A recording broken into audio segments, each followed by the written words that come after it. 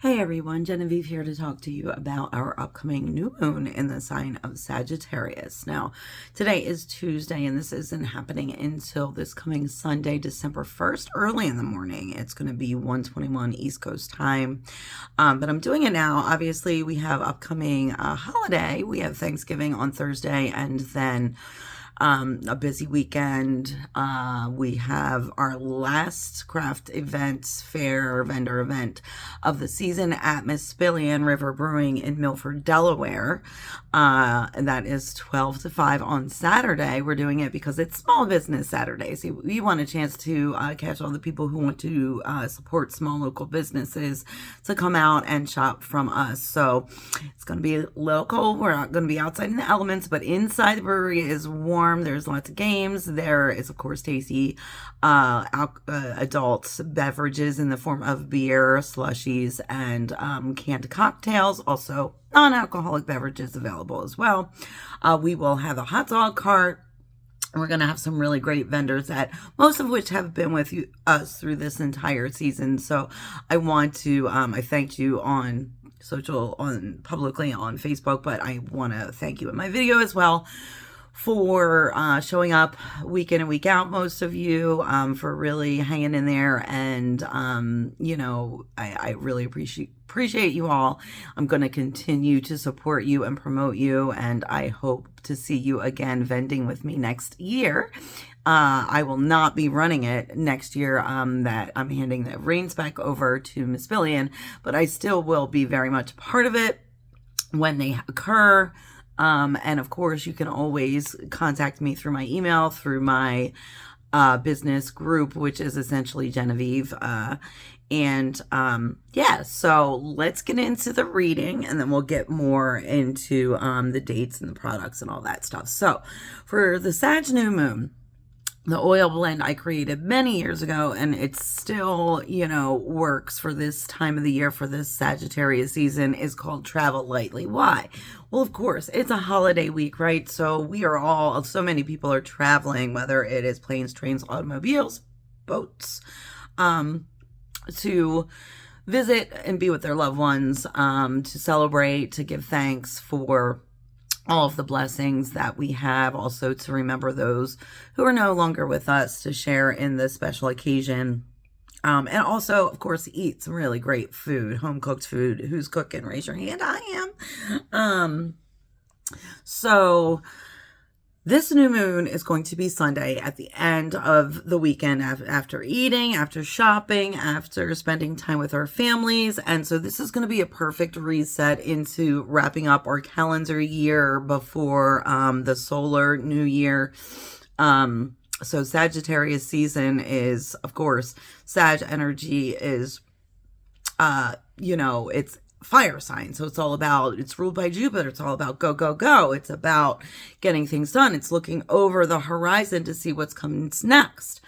And so that is normally Sagittarius energy. And that is my oil blend is a perfect, companion to that. It's very fiery. There's a little evergreen in there to bring that outside in, but it gives you energy. It gives you creativity. It gives you spark. It gives you passion. It gives you drive.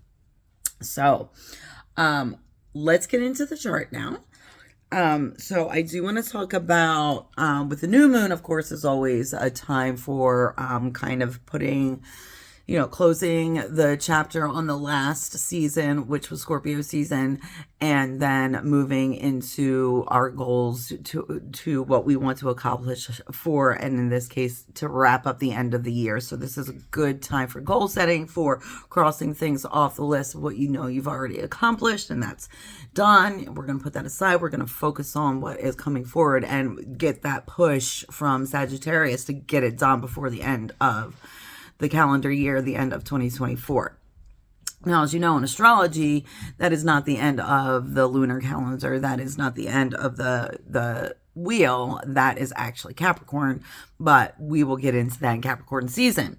So, it's Pisces, but we'll get into that then. But those of you who study astrology and those of you who have followed me already know this stuff, and it's just kind of a refresher for you, and also giving new people a little bit background on what we're doing here. So let's get into this. First of all, again, not a really good time for surgery, if you can help it. Especially be careful of these particular parts of your body, which are ruled by Sagittarius. So liver, sacrum, thigh, tailbone, hip muscles, and or joint muscles, and the lumbar region. All right. So be careful to protect all of those. And if you are having an upcoming surgery, it's probably not the best time to do it. Although with most of us, it seems here lately, we have to wait a very, very long time to get into a doctor or get into a scheduled surgery. So certainly by all means, don't postpone it if it's absolutely necessary, if you've been waiting a long time to get it done. But if it can be avoided, avoid it at this time. This chart is all about fire. So we have very heavily weighted in fire, 12 aspects to fire signs, 6 air. So of course, fire kind of needs air to be seen. So it makes sense that, but you know, the weight, it's even half the amount. So there's not a whole lot of air in this, but that's the second element that's prominent in this chart. And we have 5 in earth and only 4 in water. All right. So what does that mean? Well, that just means, again, that fiery, that drive, that energy is going to be prominent over this new moon with a little bit of air to get it going, to keep it moving. So, and then the earth is going to give us some weight, and the water is going to, of course, usually extinguishes fire, but we're not going to have too much of water energy in this chart. All right. So we have the sun, moon, and Mercury in Sagittarius. So our 3 closest planets are all in there together. We usually call that either parallel or conjunction. So they are conjunct to one another. They're very close to one another. Sun in Sagittarius, I touched on a little bit. This is optimism. This is active or social. Traveling is highlighted. Very open expression. Also, you know, very honest, but sometimes because of that honesty, there is hurt feelings. Whether they realize it or not, they tend to just say what top of mind, blah, blah, blah, it's out there, and then just move on to the next thing. So with the moon in Sagittarius, you know, this is going to highlight searching for truth, being very diligent in your studies, especially about history and past occurrences. Also gives a very good memory. So this is a good time for memory work. You know, dreaming, philosophizing, things like that. However, they do not like routine. So this is going to have a lend to a restlessness, okay? Also, they tend to, this energy is going to be fighting against some ingrained dogmas, which also just leads to new ones, okay? With Mercury in Sagittarius, again, Mercury is the sign of communication, is the planet of communication. So this is going to be quick talking, quick communications. Can't sit still long. Again, that restless energy, very intelligent, a lot of focus on ideals, talent for languages. This is going to highlight people in the professions of foreign correspondents, journalists, authors, and people that study medicine and law. You know, the biggest drawback of that, again, is just the restlessness, always wanting to be moving on to the next thing. Now, the sun is trine Mars here. So Mars is actually in Leo right now. Yes, Mars is in Leo. So the sun is trine Mars, which also means the moon is trine Mars as well. But with the sun trine Mars, we have, again, a good time for goal setting, all that extra energy. And, you know, the idealism is highlighted again. So very, you know, kind of being a little bit too impatient and assertive, right? Finding the balance between being assertive and aggressive is also something to watch out for. Competitiveness, okay? Now, the moon trine Mars with the sun, that was the sun trine Mars, with the moon trine Mars in Leo. It leads to a constructive and practical nature and really good at problem solving. They make good hosts. So this is a good time to be hosting under this energy. And of course, being open and very self-expressive. All right.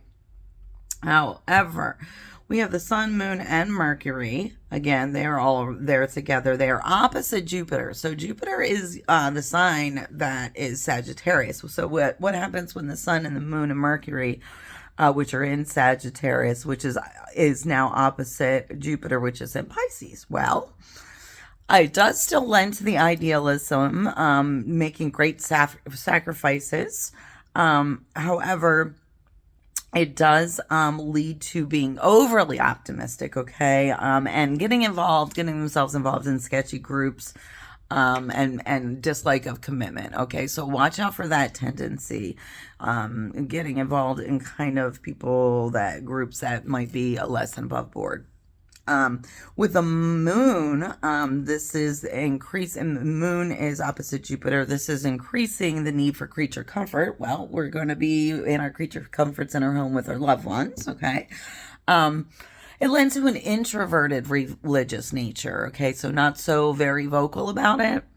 So it's a good time to kind of go in with your spirituality. Also, but watch out for the, tendency to be a little bit too dependent on external conditions for your happiness. Okay, this is a time to go inward and find your joy and find your happiness from within. Now with the Sun opposite with Mercury opposite Jupiter, this is something to guard against. This tends to lead to extremist thinking. People might be doubting their own spirituality, spiritual beliefs, and then having difficulty putting those theories to actual practice, okay? And this is also going to lead to that restless energy that we were talking about. So, again, the chart, there's positive energy, there's negative energy. I tell you about the negative so you know what to guard against. Focus on the positive, guard against the negative. Okay. Now we have the Sun, again, Sun in Sagittarius, and this is square Saturn at this time. Saturn, is in Gemini. So, yeah, Saturn is in Gemini. No, Saturn is in Pisces. We are skipping around. Sorry, my handwritten notes are all over the place. But, so this is going to lead to a tendency for people to give up a little bit too easily when faced with problems, or they're either going to go one way or the other. So you're going to face a problem, face an obstacle, and just throw up your hands and give up and walk away. Or it can stimulate you to get better, find alternative ways to get what you want accomplished. So try to focus on the latter on this one. This also can lead to some low self-esteem, but that can be improved by doing good work, putting in a lot of extra work, doing a job well done. With the Moon square Saturn now, this is going to lead to a difficulty in expressing feelings and hiding behind a mask. Okay, so there's a little bit of an inclination to depression, and also the tendency to kind of create too many chores that are really unnecessary, and duties at home to appear busy when you're really not as busy as you are claiming to be, or not necessary to be. So the one way to combat that is make lists and to get the big important stuff done and check them off out of the way, and then realize what is really small and unnecessary and distracting from your bigger goal. All right. So also, we have Mercury that is square Neptune in this chart. So this is also going to lead to a tendency to overcomplicate things. There's an eccentric bent to this. Constantly changing opinions, people that are deceiving themselves, and finding a lack of ways to express themselves freely, okay? This also can lead to bad short-term memory, and also be on guard of being taken advantage of at this time. So, and again, that unfortunately happens a lot of times around the holidays, people taking advantage of other people's good nature. So surround yourself with other creative people if you're creative, or surround yourself with creative energy to help push you through any of these obstacles at this time. All right. So Venus is in Capricorn, and it moved into Capricorn not long ago. My Venus is in Capricorn, so this is kind of my energy right now as far as Venus is concerned. So this leads kind of to a withdrawn romantic nature.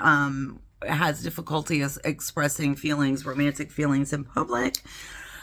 People at this time are going to have a tendency to liking to keep their relationship or relationship status secret, and probably won't show interest first, right? Wants to kind of know something is a sure thing before they go ahead and proceed. So proceed to caution with this time and entering into new romances. This kind of energy is also all about traditional relationship values. Taking a very long time to trust and to allowing a person to show trust and for that trust to be built. Okay. Definitely this is a homebody type energy. So a good time to stay at home, to clean and organize your home, and finding your best way to express creativity within the home at this time. There's a real patriotic bent to this energy, for sure. And so people with this placement are very extremely patriotic. It might not be what you think, but it definitely is there. So this also highlights a close bond with parents. So if at this time, reach out to people who, you know, maybe recently lost parents or not going to be with their parents at, you know, over the holidays, because this can be a tough time. So Venus in Capricorn is actually trine Uranus in Taurus. So this is going to kind of lead to a need for a constant change, though, in relationship, in the home atmosphere. This is not a good time for creating long-term relationships, okay? So don't bring the person you just met a week or so ago on your dating app home for Thanksgiving. Don't do it. This is not the time to do that. This might be, some people don't like being alone during the holidays, so beware of relationships that start quickly at this time, because they're not going to last long. This is going to be your typical, I'm going to keep you until Valentine's Day and then bye. So this also is going to lead to an extra sex appeal and attractiveness in women. We're going to be feeling ourselves because, you know, this is usually the holidays are the time we shine, right? We're cooking, we're entertaining in our homes, we're buying the coolest, best gifts, we're keeping all the men in our lives in line about where they need to go and what they need to do. So, yeah, so let's do it, ladies. Now Mars is in Leo. We touched on that a little bit, but, this is going to lead to a fearless, independent, responsible nature, highlights people in the careers of public office. This is going to help us overcome some obstacles in that area. This leads to a sense of honor with a dramatic flair, very creative, romantic, and popular energy, okay? But, however, this is opposite Pluto in Aquarius. So this is going to lead to some challenges because of stubborn thinking, overly decisive, critical, and sharp thinking, and hurting people's feelings unintentionally. But this is going to be the groundwork for some very big life changes and fast decision making, okay? So now we have Jupiter and Gemini. This is, I'm going to highlight, these are probably the two worst aspects in this chart. So I'm going to call this Jupiter and Gemini problem child number one of this new moon energy. So it's kind of in bad aspect with every single thing in this chart. It's in bad aspect. It's opposite Sun, Moon, and Mercury, and the ascendant, and in the square, Saturn and Pisces. So this is going to lead to a very contradictory energy, okay? Trying to find a balance between cautious change and taking a risk for opportunity, and picking the right time and the right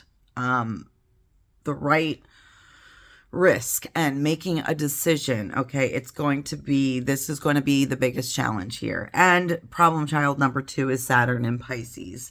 So Saturn and Pisces, again, it's square the Sun, Moon, and Jupiter. We talked about that a little bit earlier. So I'm not going to go over that again. So just think of it this way.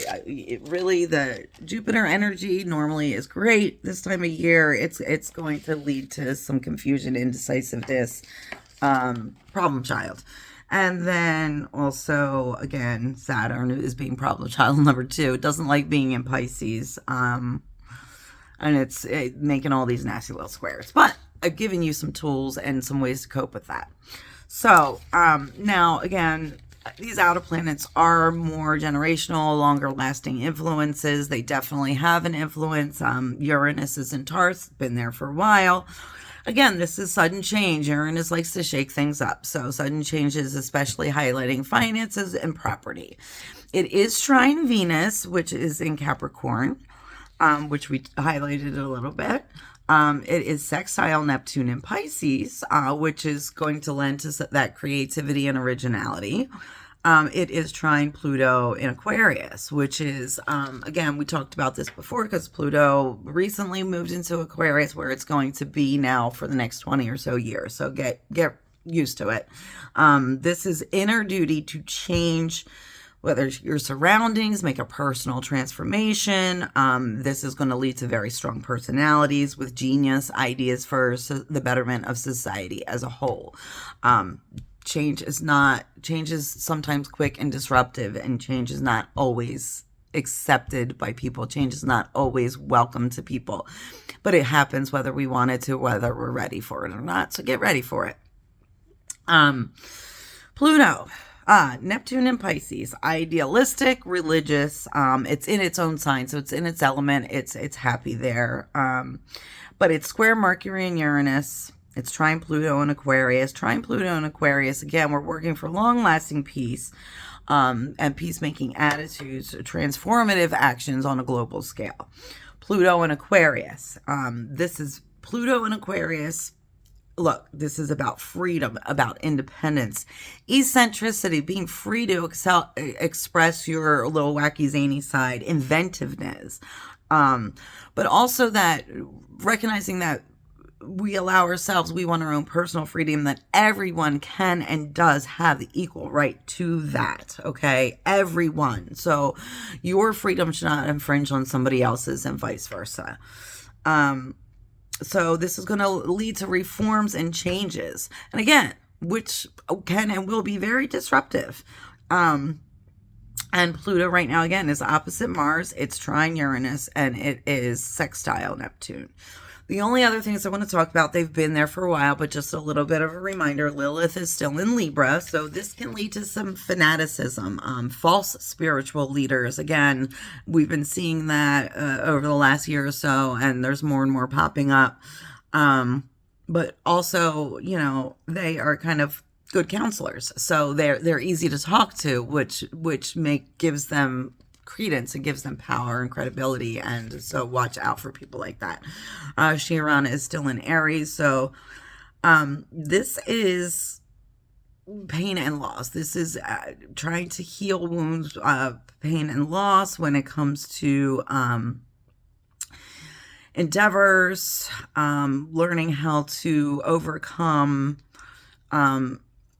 become a little bit more assertive and finding your success in your endeavors and finding the appropriate level of aggression and competition and without going over the top. So there's healing that needs to be involved in this for a lot of us. And that's kind of weighted in this chart as well. And oh my goodness, we are on almost 25 minutes. I apologize, but I really wanted to get it all in there before this holiday season, before Sag season. So yeah, travel lightly. It will be available. I actually have candles made now as well, guys. So my oil blends will be available in candles. Not all of them yet, but I have quite a few. If you can see that big tower of candles that I made this last week. And for the fair, I will have some deals where you can like get a bundle, a candle, and an oil for a slight discount. Makes great stocking stuffers. Anyway, I need to cut this off. So happy Thanksgiving, everyone. May your travels be light. Eat lots of turkey or whatever it is you eat and have fun. Bye.